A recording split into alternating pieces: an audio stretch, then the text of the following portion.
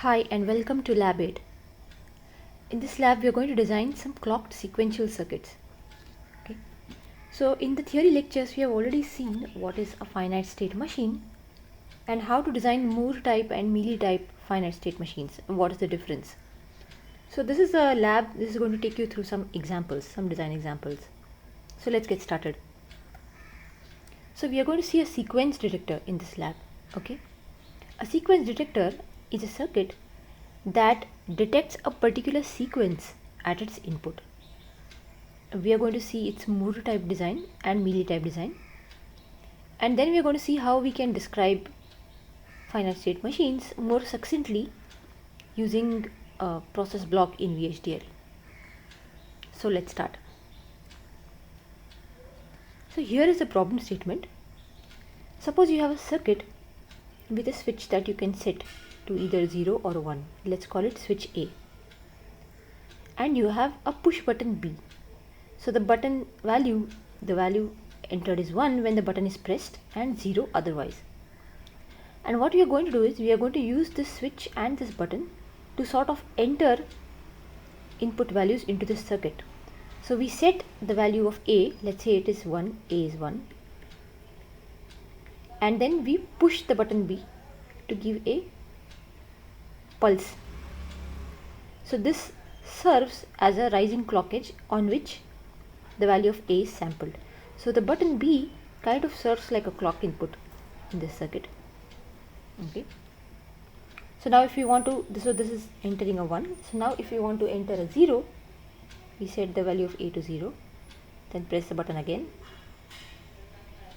So the value of A is sampled on this edge. So it is 0. Then if you press the button again, it is a 0 and so on. So this way we enter a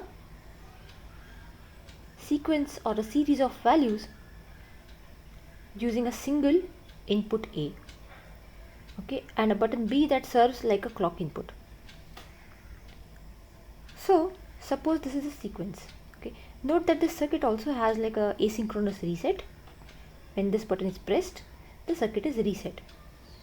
So suppose this is a sequence of input values. Suppose the sequence of input values that we enter is, let's say 1 0 1 0 1 1 1 1 0 1 1 0 0 1 and so on.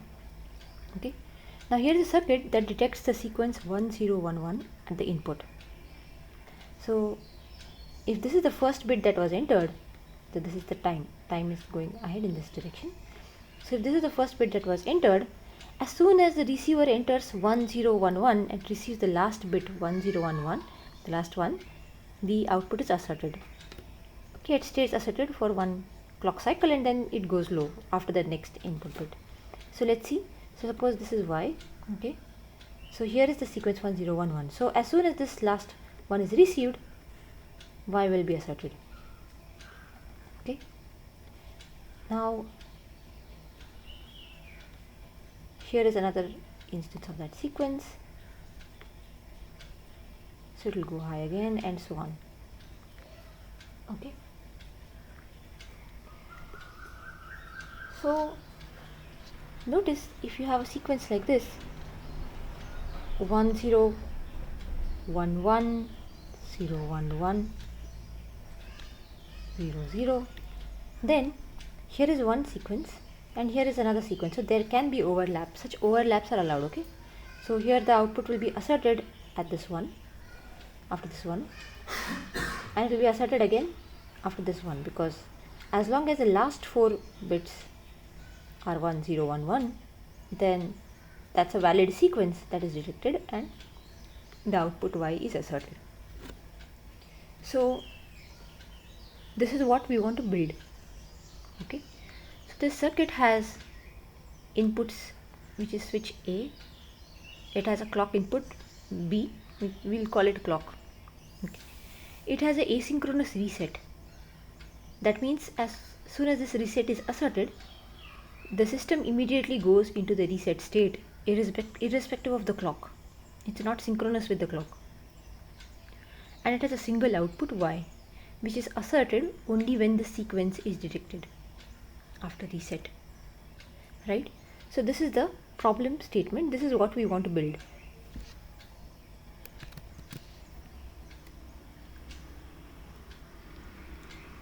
So let us first see its Moore type finite state machine.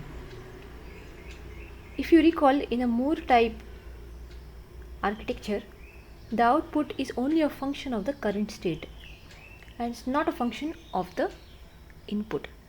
So there is no direct combinational path from the input to the output. So let's draw the Moore type finite state machine for this. It's very straightforward. So let's say initially it's in a reset state. On reset, it goes to some state. Let's call it some. Let's give the state some number. Okay. Let me not give. So this is a reset state. Okay, this indicates reset. Now we want to detect the sequence 1 0 1 1, right? So after getting a 1, after receiving a 1, it goes to a state indicating that a 1 has been received. After that, we must get a 0 and go to a state indicating that a 1 and a 0 have been received. Then we need to take a 1. So we get 1 0 1, and finally another 1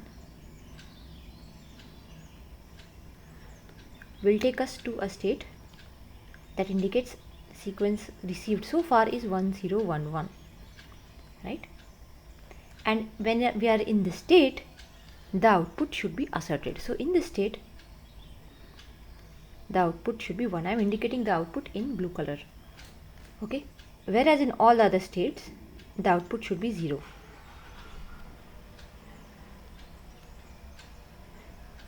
Okay, fine. So is this state machine complete? No, of course not, right? What about the other inputs?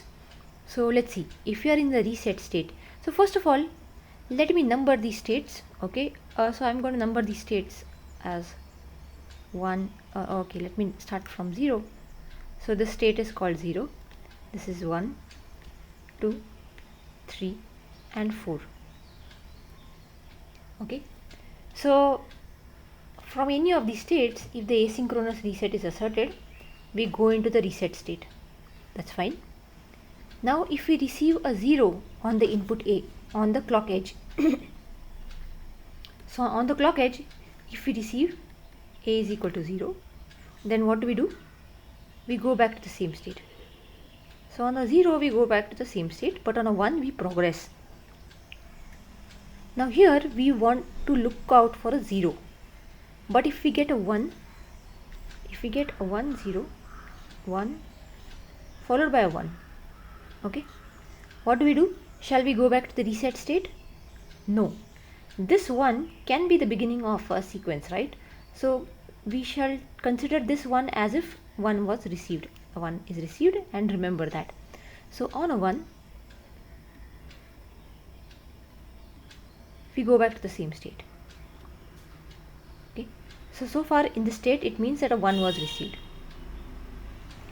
Now we are looking out for a 0. So on a 0 we enter this state that indicates 1 0 was received. Okay, so here if we get a 1, that's fine, but if we get a 0, that means the sequence is 1 0 0. So what does this mean? We don't want the sequence. This is not a valid sequence, so we should throw away whatever we have received so far and start from fresh, right? 1 0 0 is not a valid sequence. So if in this state a 0 was received, then we should go back to the reset state. So kindly make sure that you're convinced of this. Okay, right? Why do we go to the same state on a 1 here, but why do we go to a reset state on a 0 here? So okay, so now suppose we are in the state 1 0 and a 1 was received. We have now so far received a 1 0 1. Okay, in this state, what if we receive another 0? So we had received a 1, a 0, a 1, Now what if we receive another 0? What state should we go to? Should we go to the reset state? Because this is not a valid sequence, right? Should we go to the reset state? Well, what if immediately there is a 1 and a 1? Then this becomes a valid sequence, right? So we have to not throw away this 1 0, the last two 1 0 that are received, because they are useful. So if we get this 1 0 followed by 1 0 1 followed by a 0, we can treat this as if we have 1 and 0 so far, and we are waiting for a 1 1, right? So that is same as state 2. So in this state, if we receive a 0, then we go to state 2 again. Now let's look at the final state. Okay, so in this state we have received 1 0 1 1 and the output is asserted. So we are in this state 1 0 1 1. Now if we receive a 0 or if we receive a 1, what should happen? Remember, because this could be the start of the next sequence immediately, so we are in the state 1 0 1 1 and we got a 0. This too could be the start of the next sequence potentially, right? So this could be like 1 0 1 1 and then a 0 arrives. So this could be potentially the start of the next sequence. So we have to keep track of this 1 and a 0. So from here, if we get a 0, we go back to state 2.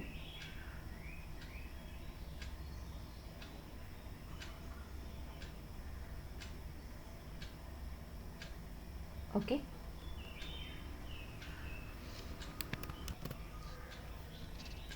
So 1 0 1 1, if we get a 0 again, we go to state 1 0.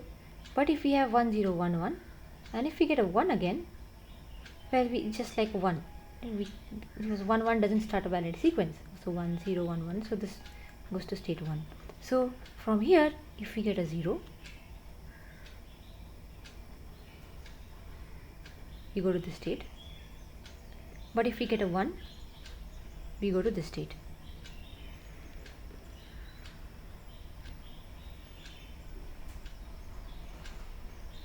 Okay, so is our Moore type finite state machine complete? To check that, check if from each state there are out arcs accounting for each possible input combination. Okay, so from each state there should be two out arcs going, one for 0 and one when the input is 1. So from here, yes, 0 1. So make sure that this is a valid finite state machine before proceeding. So there could be a mistake, right? It seems to be complete. Okay, and we are not explicitly drawing the arc where from each state you can go to the reset state on an asynchronous reset. It's explicitly shown. It's not explicitly shown in each state. So we have obtained the Moore type finite state machine, right? So let's see now how we can design a logic circuit to implement this finite state machine. Make sure you're convinced that this state machine indeed will detect the sequence 1 0 1 1.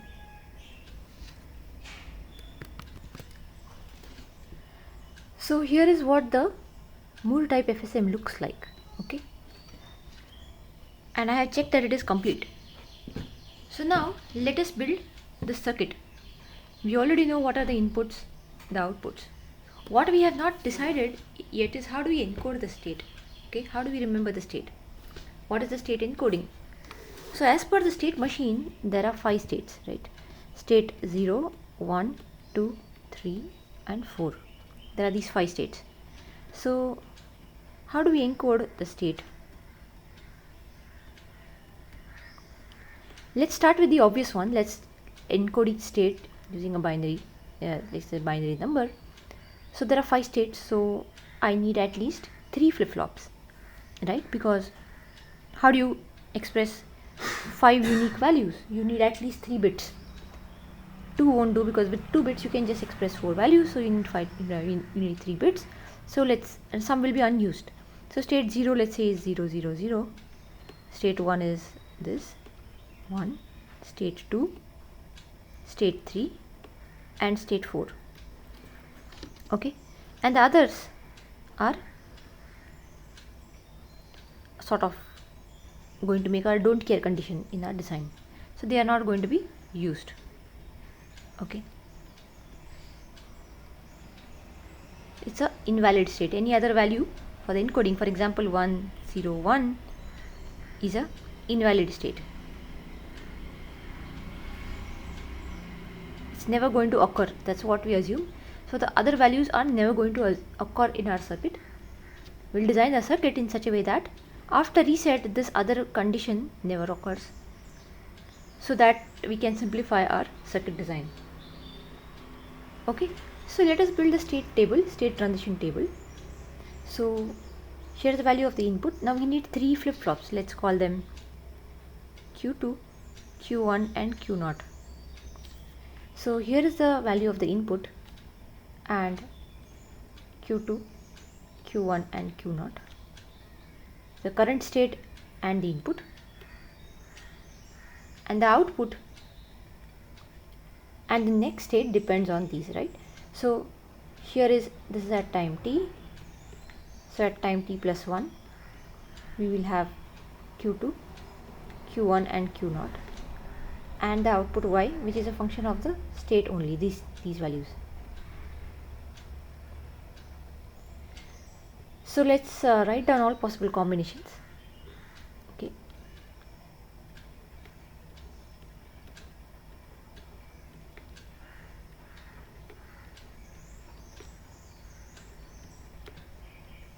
and that's it. The other combinations are not used, so I can write them down actually.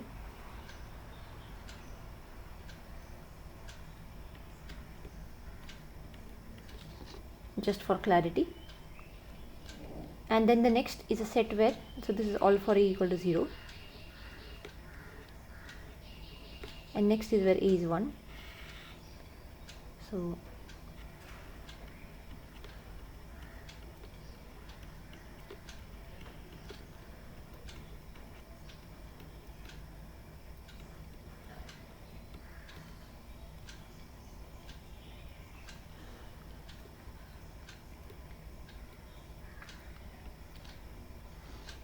okay, now let's work out the state table.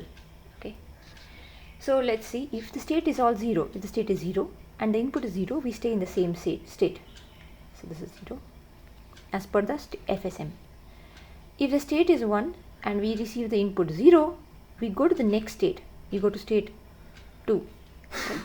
So this is the next state. Let's take state by state. Let's do it state by state. So if I'm in state 0, if the input is 0, I go to the same state. So we have done that, and the output y is 0, of course. But if the input is 1, that is this condition, then I go to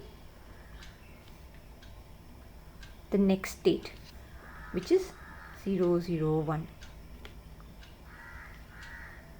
Now if I am in this state 1, which is 0 0 1, if the input is 0, then I go to the next state and the output is 0. But if the input is a 1, then I stay in the same state. So it is 0 0 1. So if I'm in this state, the input is 1, I stay in the same state, right? Yeah, so we are done with this. Now let's move on to the next state, state 2. Here, if the input is 0, then I go to the reset state. So from state 2, I will go to the reset state 0 0 0. But if the input is 1, I go to the next state 3. So input is 1, I go to state 3.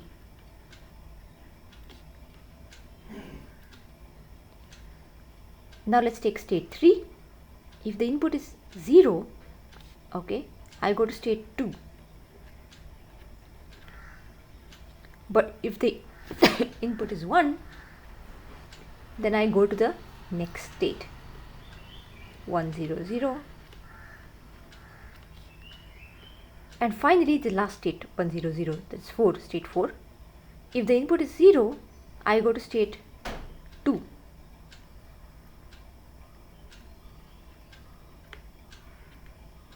Yeah, okay. But if the input is a 1, then I go to state 1.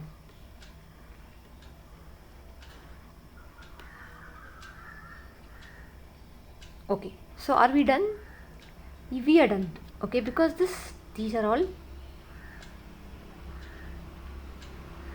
don't cares. All of these are don't cares.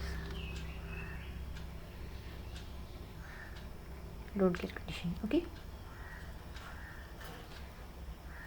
So okay, so now we have to simplify this, right? Okay, because it's a bit hard to parse this way, but we need to simplify it. So instead of writing it down like this, I will write it in terms of the minterms. Okay, there is a mistake here, right? So y is 1 in this state, in the last state 100. So when we are in this state 100, our output should be 1. Is that right? Yes.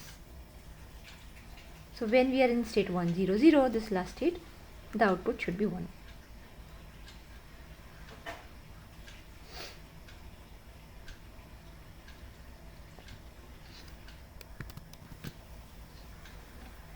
So let's write the expressions for Q2, Q1 and Q0 and Y.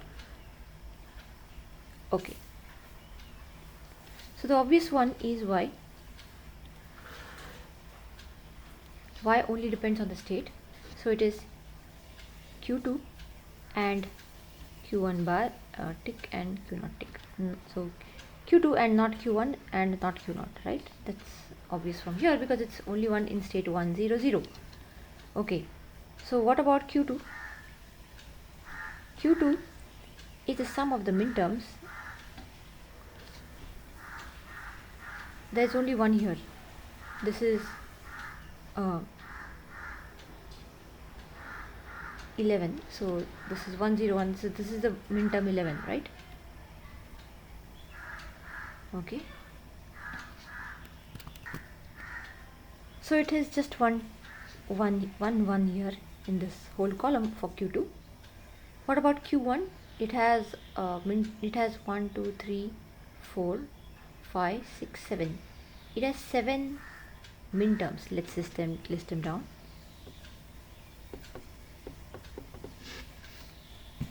So Q1 has the following minterms.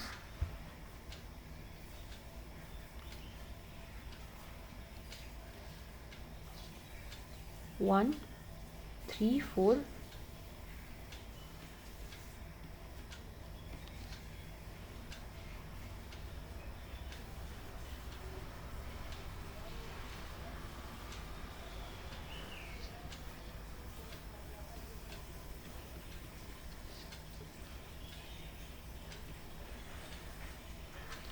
Okay. And we have for Q0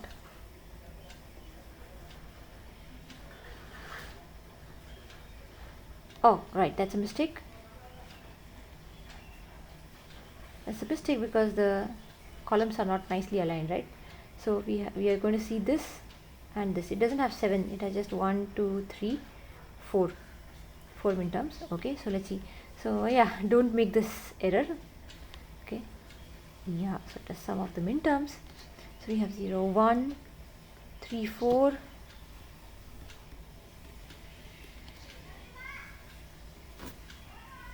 then 5, 6, 7 are don't care for all. 5, 6, 7 are don't cares for all of the outputs, including Y actually. Okay, 5, 6, 7. So this is 8, 9 and 10. So 10. Okay, let's see what is Q0. Q0 is the sum of minterms. Okay, 8, 9, 10 and 12.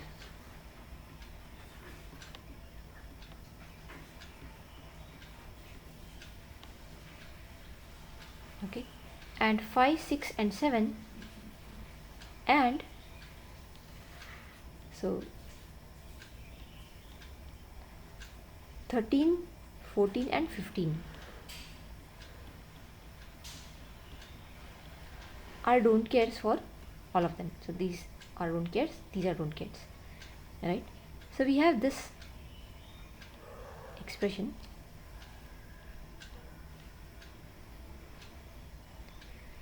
Now from here you can do this manually using Karnaugh maps, or you can use your Cohen-McCluskey algorithm for simplifying this. So here is the state table. Let me draw the state table in a better way. So here is the state table, okay, and just listing out first the minterms for each, okay. So for example, Q2 has only the minterm 11, and all the other minterms 5, 6, 7, 13, 14 and 15 are don't cares. So these are don't cares, and these are common for Q2, Q1, Q0 and Y. They are common for all, okay. So I have just listed the minterms for each term, okay, and I have used a Cohen-McCluskey solver for getting the simplified expressions for Q2, Q1, Q0 and Y. You can use Karnaugh maps here, but there are 4 input variables, so you have to use a 4 input Karnaugh map in this case to simplify. So these are the expressions that I am getting after simplifying these Boolean expressions, okay. So Y is Q2. Is this obvious? Yes, because only in the last state is the encoding 1, 0, 0, and therefore Y is Q2, and it's simplified because of these don't care conditions actually, okay. So these are the Boolean expressions that I'm getting for Q2, Q1, Q0 and Y, okay. So with this said, we can go ahead and build a logic circuit that implements the sequence detector. What would we need? We would need 3 flip-flops, okay. To the inputs of these flip-flops, we will connect combinational circuits that are given by these Boolean expressions. So to the input of the first flip-flop D0 or Q0, we will connect this, and so on. The output of that will be Q0. The output of the next flip-flop will be Q1 and Q2 and so on. So we have our logic circuit, right? Maybe let me draw it here again. So for example, this would be Q0, this would be another flip-flop Q1, another flip-flop Q2. All of these, their clock inputs will be tied together and connected to the clock input. Similarly, all of their reset inputs will be tied together and connected to the reset input. And at the input of each flip-flop, we will have a combinational circuit which is a function of all of these and also the input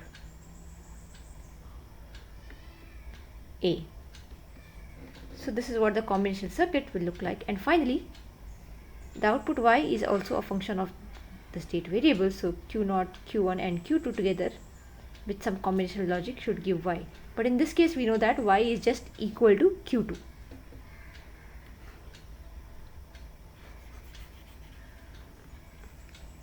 So let's get started. We can build a VHDL structural description of this circuit directly. So let's move on to that.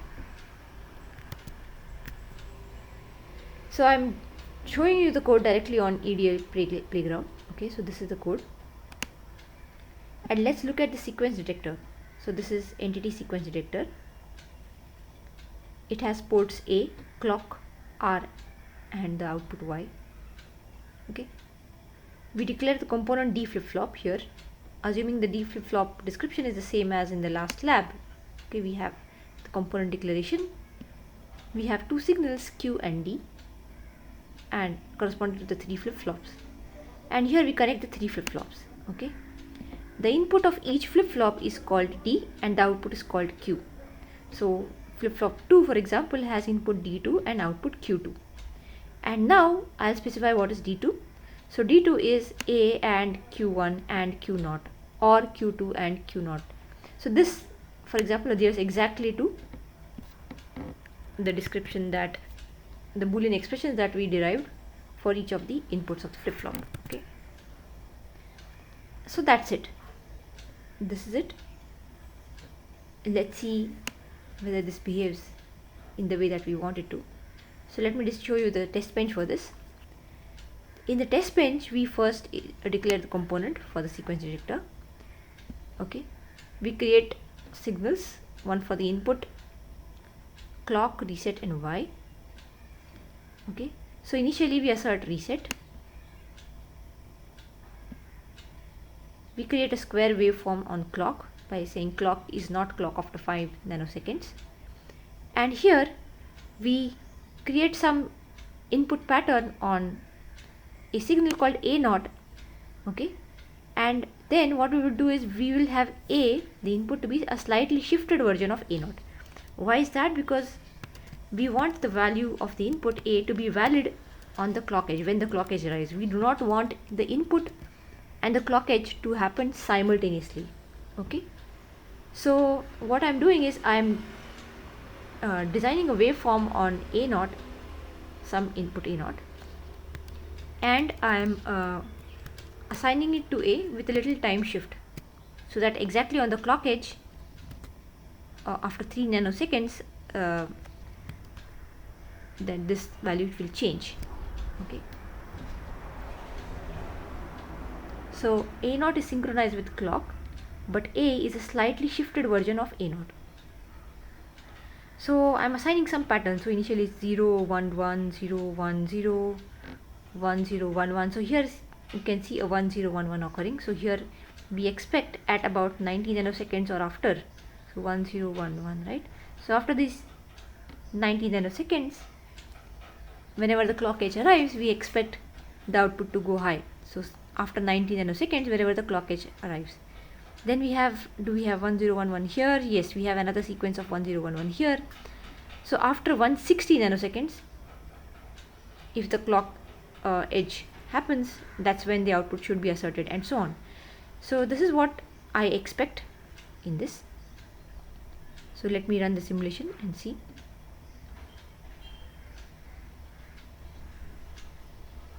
There's an error somewhere. Yeah, there's a small typo here. Okay, yeah. So let's see what the output looks like. So here is the output. It's showing first the reset is asserted. Then we have the input A taking on this random sequence, sort of random sequence that we assigned. Then we have the clock input, and finally we have phi. And the final line shows the state variables Q2, Q1 and Q0. So you can see that it's transitioning from state 0 to state 1, 2, 3, and then it goes back to state 2, 3, 2, 3 and so on. And then finally on state 4, output Y is asserted. This occurs at time 95. So this is as expected. So at time 90, we had asserted A. Here somewhere we expected the output to be high. So that is occurring at 95 nanoseconds. Similarly, at 165 nanoseconds, we expected the output to be asserted. So here it is at 165 nanoseconds. So this test reassures us that it may be working as we expected, but note that during the design there could have been bugs in the way we wrote the FSM. For example, if we forgot that on a 0 you should go back to the state, and we designed it so that on a 0 from the state you go back to the reset state, then what will happen is this circuit will work part of the times. It will work partly correctly. It will not catch a sequence where you have 1 0 1 0 1 0 1 1 followed by a 0 1 1. It will not catch this sequence. It will not detect the sequence. Okay, so it will start from reset after this point, take this as a 0 1 1 and then 1 0 1 1. Whatever next sequence it occurs, it will detect, but it will lose this sequence. So it will work part of the times, and in the simulation results you may feel that it is working, but it is very hard to prove that it is working correctly for all possible cases.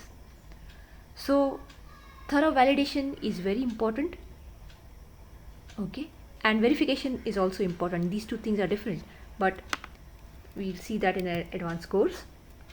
So this code is available for you on EDA Playground. You can visit this URL and play with the code and run the simulation. Okay, so this entire code is available for the sequence detector. So we will move on to a different design now for this detector. So remember, we have the state machine though, but if we use a slightly different encoding, sometimes we can get a simpler circuit. So we used a binary encoding, right? Sometimes using a different encoding can give us a very simple circuit.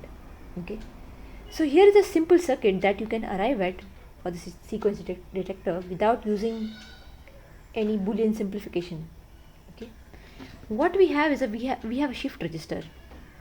So if we can afford to use more flip-flops, in this case if we can afford to use 4 flip-flops and arrange them in like a shift register. Okay, what is a shift register? It's a register consisting of multiple flip-flops where the bits can be shifted in from one flip-flop to the next. So we connect the D input of the first flip-flop to our A input, the output of this to the next one, and so on.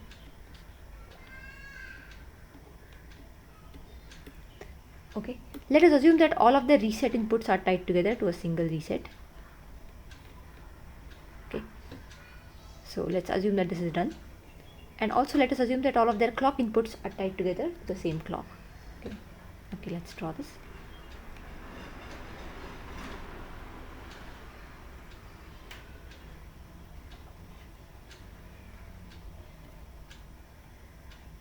So now let us see how to build. So as a bit arrives on A, it will first go into this flip-flop. On the next clock cycle, whatever bit was here will be shifted here, and the next input will be stored here.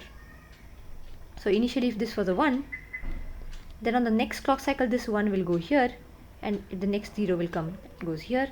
Then on the next cycle this will go here, and the next input will come here, and so on. So finally when a 1 0 1 1 has been received in this way, okay, the oldest bit is 1, then a 0, then a 1, and then a 1, it will look like this. So only when the flip-flops store this particular combination do we want our output to be asserted. So what we can do is we can simply put an AND gate and connect this to an inverter and connect this to Y, right? So that's a very simple design for a circuit that it does essentially the same thing. So let's see, let me just draw this properly. So this will be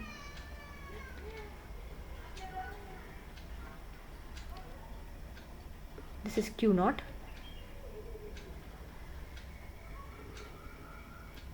this is Q1, this should be connected to an inverter,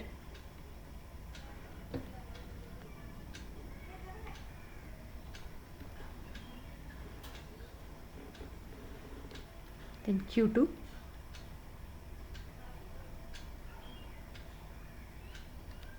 and we need Q3 also. So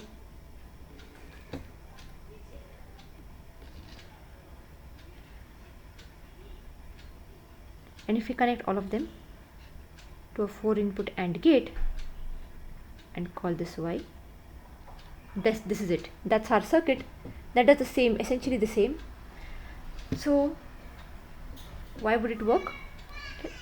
So this is just a shift register. The bits that come on the input get shifted one position to the right, and only when the flip-flops are storing this combination 1 0 1 1 is the output high because of this logic 1 0 1 1 here, because it's the inverter here and this is all connected to an AND gate, right?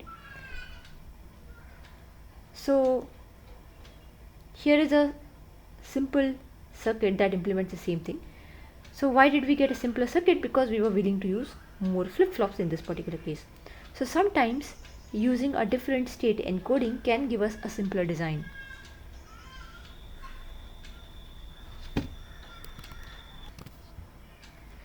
We can try out and see if it is indeed working correctly and working exactly the same way as the previous circuit. Okay. To do this, we can just create a structural VHDL description and simulate this for many scenarios. So the code is actually available at this URL. Okay. So let's see. This is the VHDL code where I have used 4 flip-flops in a sequence. Okay. So if you see this part, okay, the input A is connected as the input, D input of the flip-flop number 3, and its output is Q3, and Q3 is the input of the next flip-flop and its output is Q2, and Q2 is the input of the next flip-flop and its output is Q1, and so on. So this is connected in a shift register manner. Okay. And finally Y is just the sequence 1011, so it's Q0 and not Q1 and Q2 and Q3, and that's it. This is a simpler description of the other sequence detector, which uses a different kind of a state encoding. Okay, and with the same test bench it gives exactly the same simulation results. So we can run this and see. So if you notice, the simulation results are exactly the same. It is on this state that around 95 nanoseconds is this output being asserted. Okay. So please check out the code for this at this URL. So in the next part we will go through the same design but using a Mealy type finite state machine.